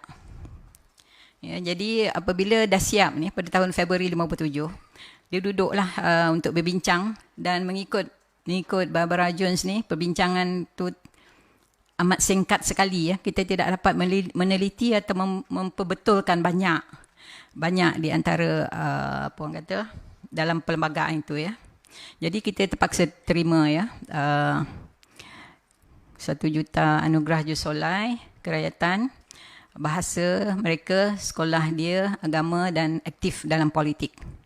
Itu antara yang kita terpaksa accommodate ya, apa yang ditulis dalam perlembagaan. Jadi ini yang kita panggil quid pro quo ya. Maknanya perjanjian daripada mereka, pertukaran di antara apa yang kita beri dan apa yang mereka dapat ya. Something given for something in return ya. So ini dipanggil quid pro quo. Di sini kita banyak kehilangan hak ya, terutama sekali dalam segi hari ini kita lihat politik lah ya. Ini pembentukan Parti Komunis Melaya 1926 yang dibentuk di mula sekali ya. Perjumpaan mereka yang pertama adalah di Bahau 1926. Orang yang pertama menubuhkan Parti Komunis Melaya di Melaya adalah orang Vietnam, Dai Viet ya. Nama dia Ho Chi Minh. Pernah dengar? Kita ingat orang Cina kat sini, rupanya orang Vietnam. Ya. Ho Chi Minh yang datang ke Bahau, nama dia Nguyen Ai Quoc, Ho Chi Minh ya. Dia datang ke Vietnam, di Bahau, dia kumpul-kumpulkan orang. Tapi apa yang ditulis dalam sejarah perjumpaan itu adalah pada tahun 1930. Sebenarnya 1926 ya. Dan lepas tu baru dibesarkan pertubuhan itu, dan dibiayai oleh British. Direstui oleh British. Kita tengok permainan British. Ya, dan mereka ini membuat latihan-latihan di Singapura, dan apabila Jepun datang menjajah, kononnya mereka lah yang mempertahankan negara Semenanjung Tanah Melayu pada masa itu ya. Tapi sebenarnya orang Melayu yang betul-betul berperang. Tapi sebenarnya kita tak berperang pun dengan Jepun. Orang Jepun tak bantai pun orang Melayu sebenarnya. Orang Melayu menjajah Semenanjung Tanah Melayu untuk menunjukkan untuk menghalang British dan Amerika untuk menjajah kita. Kalau nak diikutkan, orang Jepun tak banyak pun bunuh orang Melayu. Saya ingat lagi ibu saya cakap, orang Jepun masa di kawasan kampung saya di Negeri Sembilan ya. Jepun ni datang minta beras je. Minta beras je, tak kacau langsung. Dia hanya attack China je. Jadi apabila Amerika bom Hiroshima, 1945 kan, 1945. So Jepun angkat tanganlah, menyerahkanlah. Tapi apa yang ditinggalkan kepada orang Melayu adalah bertimbun-timbun, ya, bergunung-gunung basikal. Dengan basikal tu orang Melayu dapat berniaga. Masa dulu orang Melayu tak ada kenderaan, pakai kereta lembu. Jadi dengan basikal yang ada belakang tu ada gerabak tu, yang besar tu kan, orang Melayu dulu adalah penoreh getah. Sebelum British datang, orang Melayu dah noreh getah dah. Dalam hutan kita memang dah ada getah. Bukan dibawa daripada Brazil pun. Nenek saya cakap daripada zaman-zaman dulu moyang dia memang dia menoreh getah. Ya, pagi pukul 6 pagi atau pukul 5 pagi naik atas menoreh getah, habis menoreh getah turun nyangkut sawah. Pukul 11 pergi naik atas bukit balik, kutip getah, buat kepingan getah, lepas tu buat tikar ke ngayam ke apa. Orang Melayu sebenarnya tak malas zaman dahulu, ya. Tidak malas langsung. Nanti kan saya sampai ke situ. Sebab apa? Apa tu? Visi Universiti Melaya masa itu ada buat kajian ke atas orang Melayu. Ada apa-apa ke? Tak ada. Ada buat kajian ke atas orang Melayu, apa orang kata, pelaut, ya, yang fisherman. Dia bangun pukul 4 nak pergi nangkap ikan ke laut. Balik pukul berapa? Pukul 6. Lepas tu berniaga. Lepas tu buat kerja lain. According to apa ni, Alatas, Melayu ni bukanlah pemalas, kerja keras. Tapi sebabnya kita punya kudrat banyak itu dan selalunya money makes money. Oleh kerana kita bekerja di apa ni, di bidang-bidang yang tidak menghasilkan duit yang banyak. Jadi kita remain ke tahap itu saja. Sebabnya pada masa itu British tidak benarkan orang Melayu ke pekan. Ya, tidak benarkan ke sekolah. Kita 1929 baru sekolah betul-betul. Itu pun sampai darjah 4. Kalau siapa yang ada masih ingat SMC1, SMC2 masa tu, ya, itu adalah tahun selepas 1929.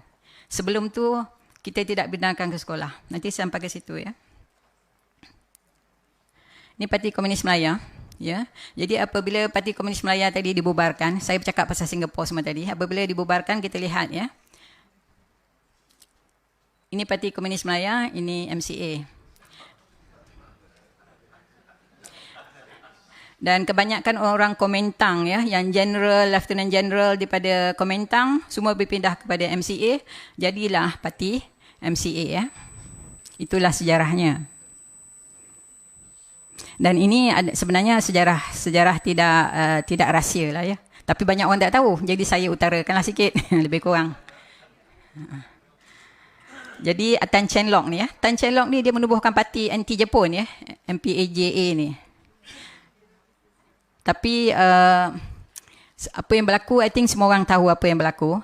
Selepas Jepun menyerah kalah, 13 hari sebelum British datang, komunis masa tu bermaharaja lela lah. Jadi I think semua orang tahu, I think selama 13 hari. Semasa Jepun datang, British semua lari, ya. Tidak ada kat sini. Tapi bila Jepun dah nyerah kalah, dia datang cepat-cepat balik untuk menjajah balik kita. Itu dalam buku kedua saya, Kehebatan Moyang Melayu, saya ada tulis sedikit mengenai kemerdekaan. Ya. Jadi kita boleh lihat British ni actually sebenarnya hanya opportunist, ya. Ini apa yang terjadi yang Tengku Deraman tidak tahu, ya. Ini kalau kita lihat di sini nombor approval untuk nak, pasal dulu ini adalah classified artifact. Classified maknanya tidak boleh dituntun oleh ramai, bermakna rahsia, ya. Selepas banyak tahun merdeka, 50 tahun merdeka, banyak artifak-artifak yang classified declassified. Maknanya tidak lagi menjadi rahsia, ia become menjadi public domain, di mana kita boleh ambil gambar, kita boleh beli dan kita boleh cetak atau buat cerita daripadanya, ya. Ini adalah antara satu yang kami dapat, di mana kalau kita lihat, ya, di situ jumlah migran yang datang, ya. Di sini saya nak semua orang lihat tahun dia, tahun 1953, betul tak? 52, 53, ya. British membelanjakan lebih kurang 100 juta masa itu, kalau kita bandingkan dengan duit hari ini 1 bilion, ya. Untuk membuat infrastruktur kepada bangsa asing. Sekolah, hospital, jalan raya, lampu, everything. Walhal di kampung, kita tak ada elektrik, kita tak ada sekolah, kita tak ada everything. Padahal duit yang kat sini semua duit kita ya. Duit hasil masuk Semenanjung Tanah Melayu. Jadi semua orang dapat tanah. 1 juta daripada mereka semua dapat tanah. Semua dapat tanah. Ini 1953 sebelum Merdeka. Jadi saya kedepankan sikit. Ini adalah kata silap saya. Tan Siew Sin adalah anak kepada Tan Chien Lock. Tan Siew Sin ni mengetuai setelah bapa dia dah tak ada, dia mengepalai segala berhubung dengan Cina-Cina ataupun apa saja permintaan Cina. Kalau kita lihat di sini, di Melaka, dia di kampung dia di Melaka, 1430 ya. Yang meminta semua dapat tanah. Dan jumlah tanah itu di antara berpuluh ekar hingga ke 300 ekar, ada yang beribu ekar ya. Tapi yang ni pun semua bangsa asing yang minta ni. Kalau kita minta usaha nak dapat. Di sini kalau kita lihat 1 juta yang minta tu 1 juta dapat. Pada mulanya leasehold daripada 10 tahun ke 99 tahun ya. Kalau 99 tahun maknanya dia habis expired tahun 2035 baru habis. Amat lagi tu. Itu kalau pajakan. Tapi ditulis kat sini, daripada pajakan itu ditukar kepada untuk selamanya. Ditukarkan pada untuk selamanya. Apa yang kita khawatiri antara tanah-tanah ini, ini bukan saya tulis ya, ini direct saya ambil daripada dia punya artifact ya. Kita lihat ya, semua 1 juta ni dapat. All the 1 million applicant approve. Dan kalau tidak sempat untuk nak mengukur tanah ke apa ke, they consider as political apa ya? Regarded as political lah, maknanya pemberian lah.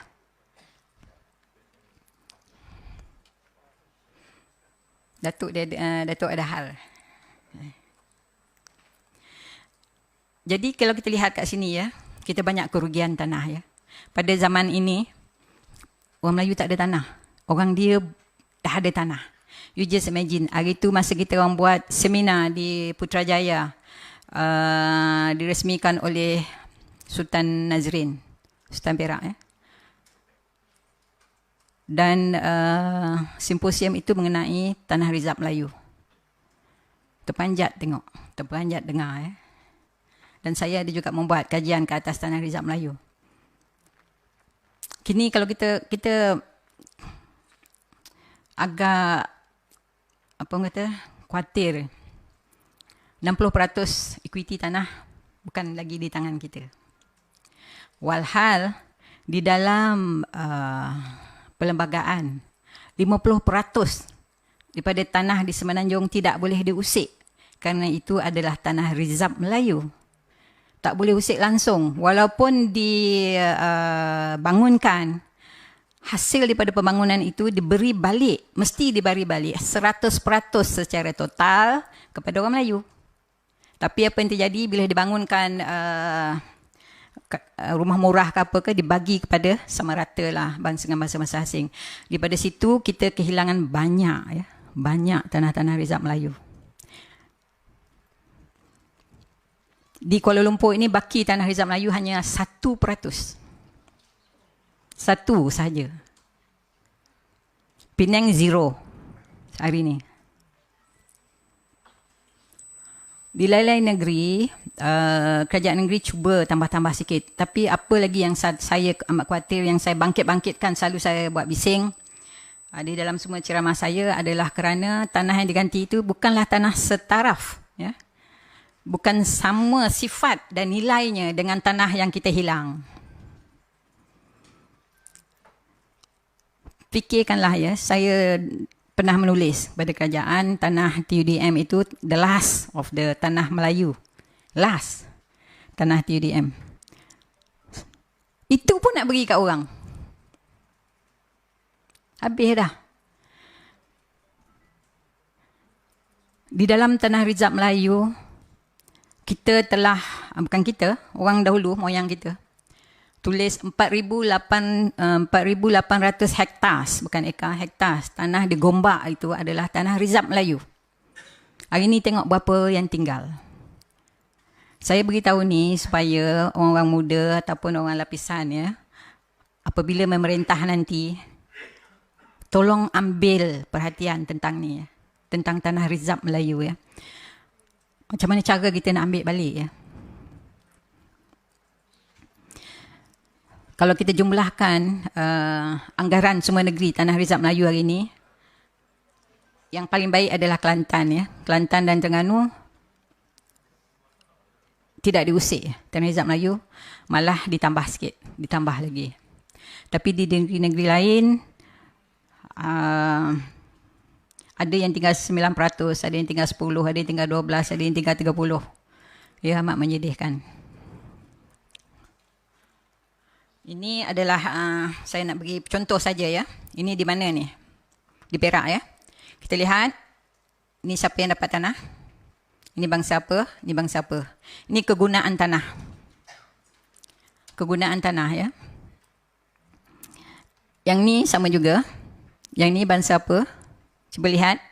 Ini bangsa Melayu dan bangsa India. Sama juga. Sepatutnya ada 3 gambar. Semua keadaan serupa ya. Ni Melayu tak ada langsung. Tapi yang saya sedih ya. Tanah yang diberi kepada Melayu hanya dibenarkan menanam padi. Dan tanah-tanah ini hanya di kampung. Tapi tanah-tanah yang lain yang diberikan kepada bangsa asing adalah di dalam pekan, adalah tanah-tanah yang prominent, tanah yang berprestige, yang tinggi nilainya, yang boleh dibuat pelombongan timah dan emas dan juga besi. Dan juga tanam ladang getah. Tapi kita tidak dibenarkan. Tanah yang diberikan kepada orang Melayu tidak dibenarkan mendatangkan hasil, ya, tidak diboleh buat komersial. Ini adalah 4 orang bangsa asing, ya. Salah seorang ni bukan orang sini pun, ya. Ini jumlah tanah dia pada tahun 1926. Melebihi semua rakyat di Kelantan dan Terengganu, jumlah tanah dia.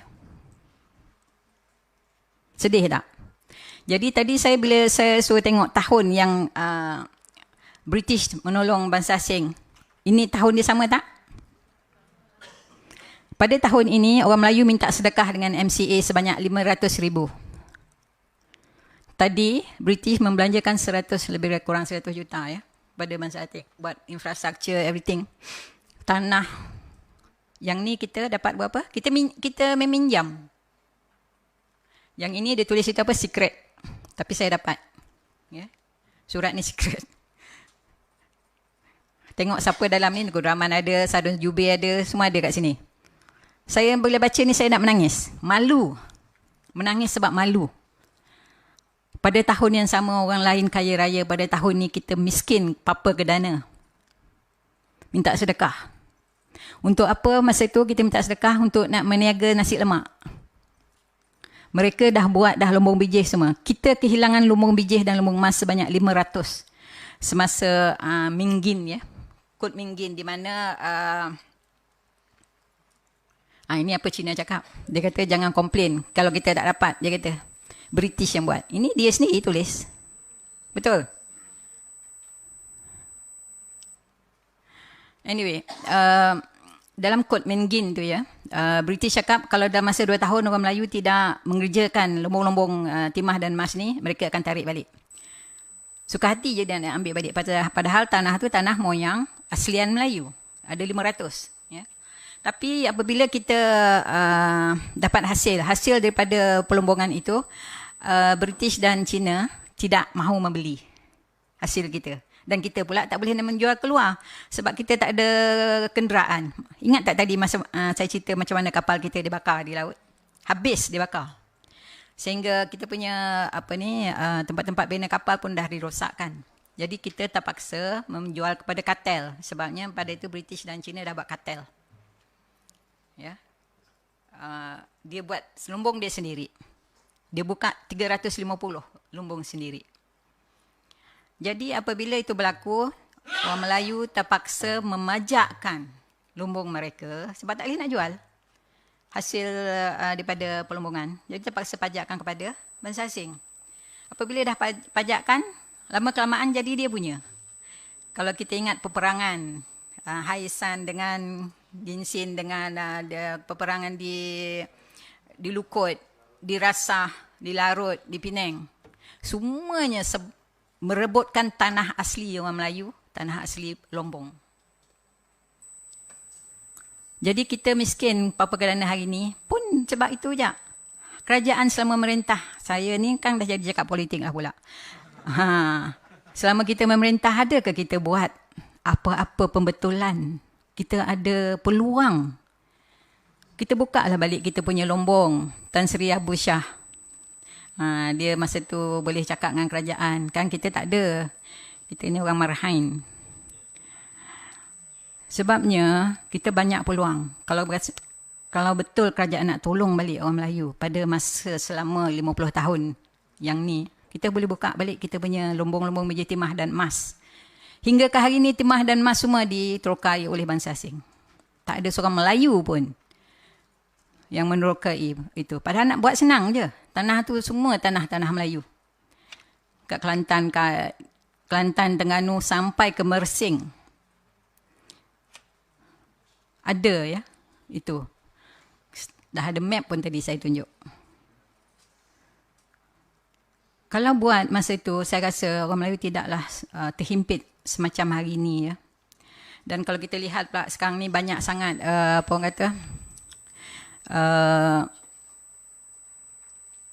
pemberian kepada bangsa asing melanggar apa orang kata perlembagaan.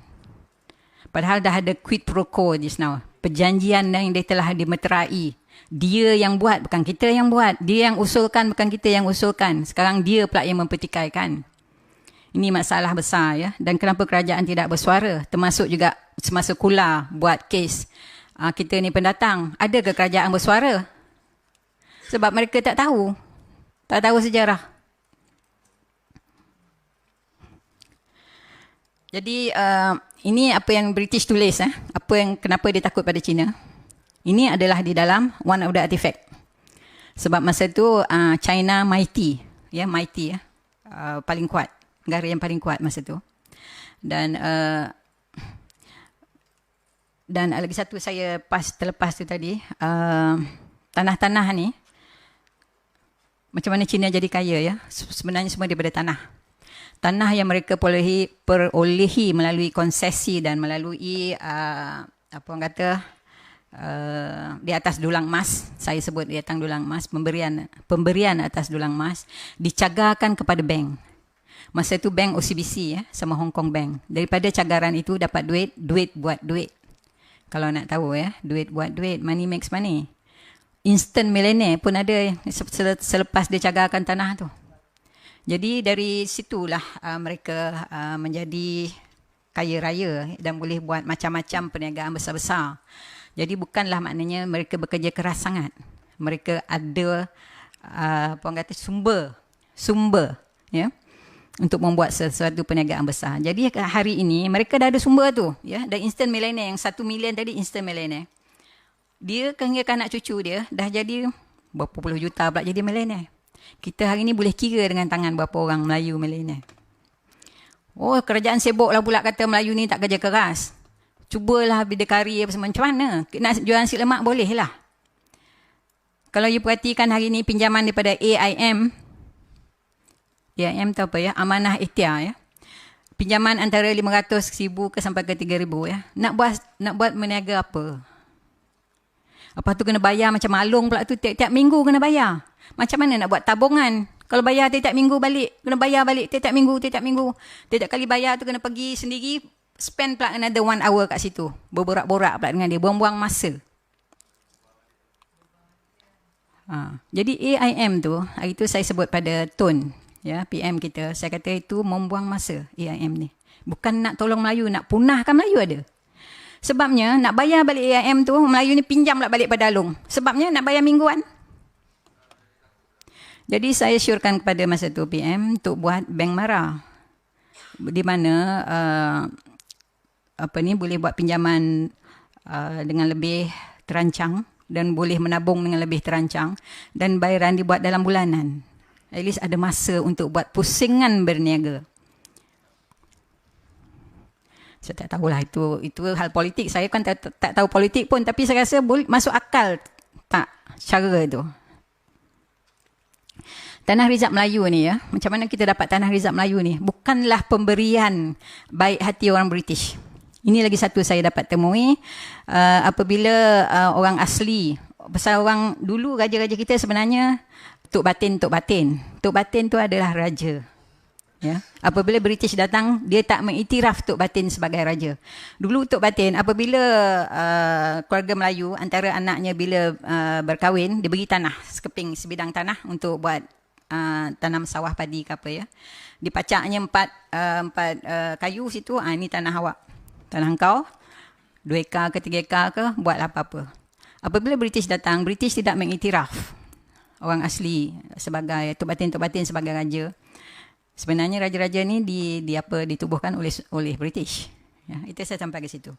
Tapi apabila itu terjadi, berlakulah peperangan antara kalau ingat peperangan Nanning ya, antara Dol Said ya, suku Samelenggang. Dol Said. Dia mempertahankan hak dia sebab British nak ambil tanah tu sebab ada timah dan emas dan apa semua kawasan tu. Jadi dia berperang berapa lama ya. Dia hantarnya Singh ya, masa tu askar British adalah Singh tu ya, untuk berperang. Tak menang-menang. Lama digunakan macam-macam cara. Dol Said pun agaknya dah tak tahan lagi. Banyak orang dia mati. Jadi terpaksa keluar pada Nanning. British kasih dia rumah apa semua. British take over Nanning ya. Oleh kerana orang asli masa tu, orang asli sampai hari ni pun, dia sayang tanah. Perasan tak macam mana orang asli mempertahankan tanah dia? Ingat tak orang asli tu moyang kita sebenarnya? Kita punya cousin ya. Dia masih lagi berperangai macam tu. Dia sayangkan tanah ni sangat. Dia berperang, dia kacau British. Lama British iktiraf tanah adat pertama pada tahun 1908. Itulah mulanya tanah Rizab Melayu sebenarnya. Jadi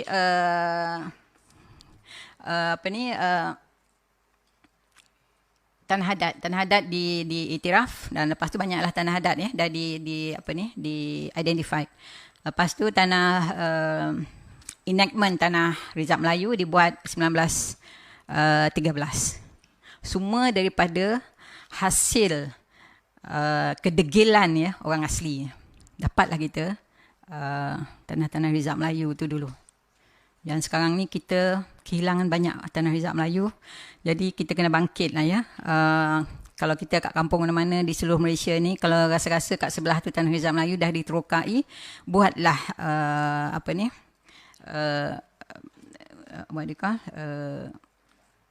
bantahan di pejabat tanah negeri ya.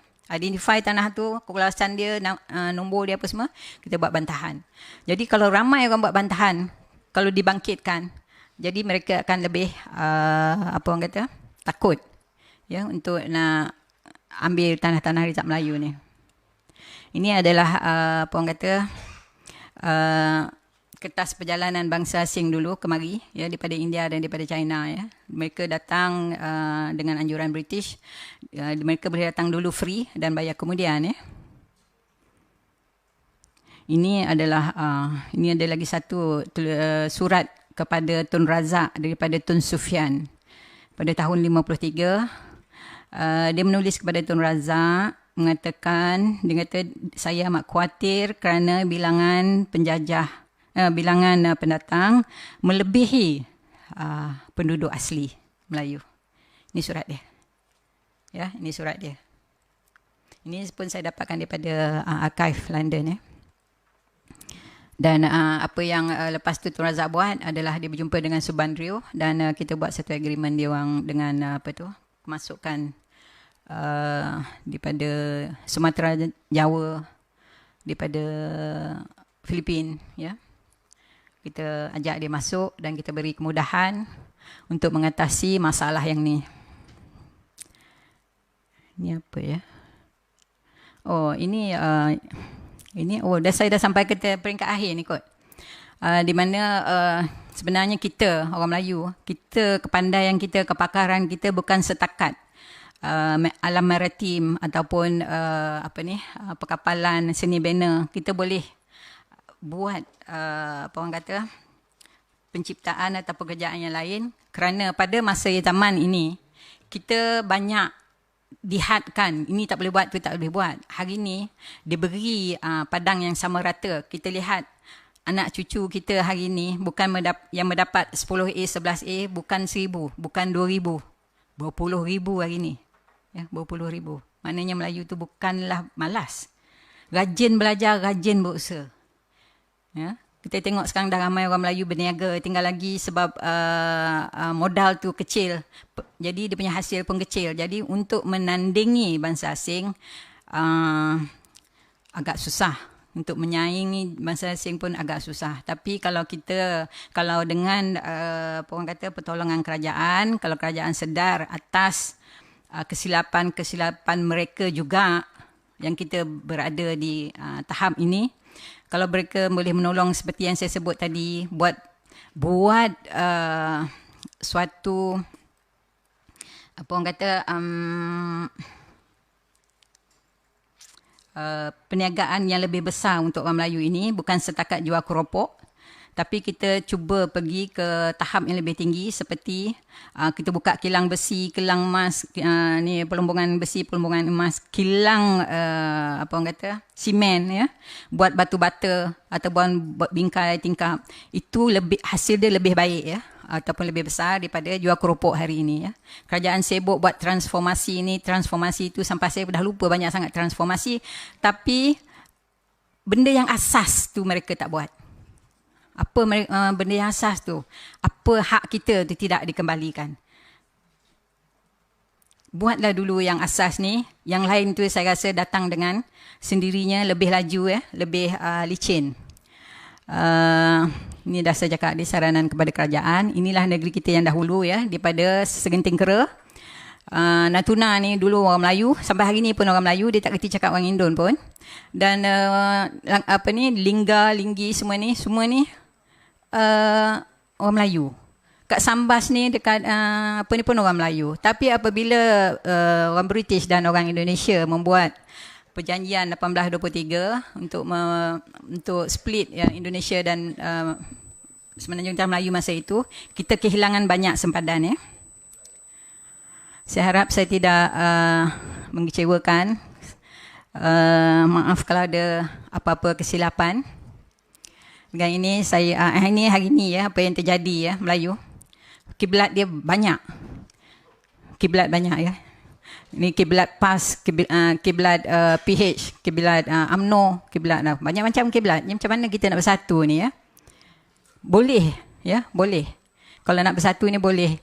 Macam saya syorkan, boleh banyak parti-parti Melayu banyak. Tapi boleh affiliate kan semua parti-parti Melayu ni untuk bersatu. Okay, dengan itu saya ucapkan terima kasih banyak-banyak. Ampun maaf banyak-banyak. Wabillahi taufiq wal hidayah. Assalamualaikum warahmatullahi wabarakatuh.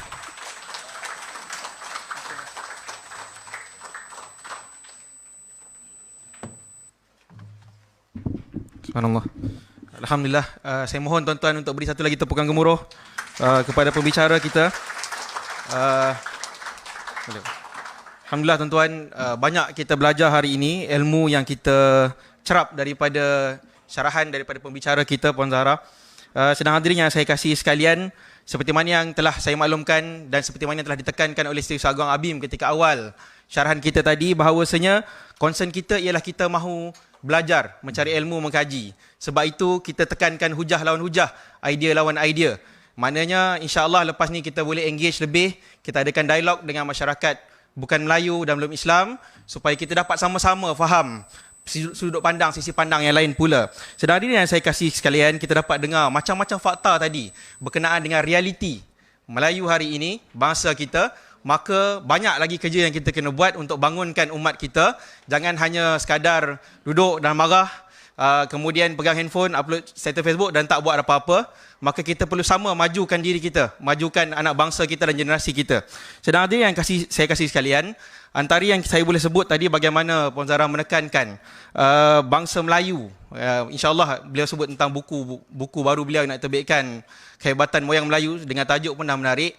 Bagaimana kayanya tamadun bangsa kita satu masa dahulu, dari bidang maritimnya, sejarahnya, waimah busana. Hari ni kalau sahabat tengok di kiri kanan kita ada yang memakai t-shirt, ada yang berbaju batik dan yang paling penting ada yang bertengkolok. Semalam ramai juga 2-3 orang yang WhatsApp saya tanya boleh tak nak pakai busana dan sebagainya. Memang kita galakkan tuan-tuan, tidak ada masalah. Ini ada seninya tinggi, betapa kayanya kita dari segi seni kita, budaya kita. Dan yang paling penting ialah adab budi kita tuan-tuan, akal budi kita. Saya mohon maaf kerana keterbatasan masa tidak ada sesi Q&A. Saya faham semua ramai nak bertanya, tapi kerana kekangan masa, dan saya juga mohon maaf kepada sesiapa yang tidak dapat duduk dan kerana keterbatasan tempat. InsyaAllah doakan kita boleh anjur satu lagi forum di tempat yang lebih besar insyaAllah. Kalau boleh di Istag juga di Dewan Main Hall insyaAllah, Dewan Utama, untuk kita sama-sama dengarkan lagi pandangan tentang ketamadunan ini insyaAllah tuan-tuan. Tuan-tuan, satu poin hujah terakhir untuk saya sebut di sini, bahawasanya sesungguhnya rakyatlah yang mempunyai kuasa yang sebenar. Kerana akhirnya pemimpin datang dan pergi tuan-tuan. Bagaimana Puan Zahra telah menyebut, pemimpin kita yang sebelum ini gagal untuk mempertahankan banyak benda tuan-tuan. Kalau kita nak marah hari ini, banyak benda boleh marah, tapi akhirnya yang menentukan ialah kita sendiri. Kitalah sebenarnya yang boleh merubah, dan kita yang sebenarnya yang boleh memperbaiki keadaan yang sedia ada. Jadi janganlah kita hanya duduk dan bercakap atau berretorika, sebaliknya kita usaha untuk membangunkan umat. Saya teringat kepada satu syair yang ditulis oleh Prof. Amka. Antaranya sangat penting dalam buku Pemikiran dan Perjuangan Hamka terbitan Abim Press, penyitingnya Profesor Muhammad Sidin Ahmad Ishaq, disebut dengan jelas di sini bahawasanya malang mujur nasibnya bangsa, turun dan naik silih berganti, terhenyak lemah naik perkasa, tergantung atas usaha sendiri. Riwayat lama tutuplah sudah, sekarang buka lembaran baru, baik hentikan termenung gundah, apa guna lama terharu. Bangunlah kekasihku umat Melayu, belahan asal satu turunan, bercampur darah dari dahulu, persamaan nasib jadi kenangan. Rangkap terakhir tuan-tuan, semangat yang lemah buanglah jauh, jiwa yang kecil segera besarkan, yakin percaya iman pun teguh, zaman hadapan penuh harapan. Saya sudahi dengan tasbih kifarah dan suratul as. Saya mohon tuan-tuan untuk beri satu lagi tepukan kepada pembicara kita. Terima kasih yang tidak terhingga kepada Istag, kepada UIAM, kerana sudi mengadakan kerjasama sinergi bersama ABIM. Saya jemput wakil daripada ABIM, yang ini Presiden sendiri, Saudara Muhammad Raimi Abdul Rahim. Kemudian kita jemput wakil daripada Istag. Saya jemput Saudara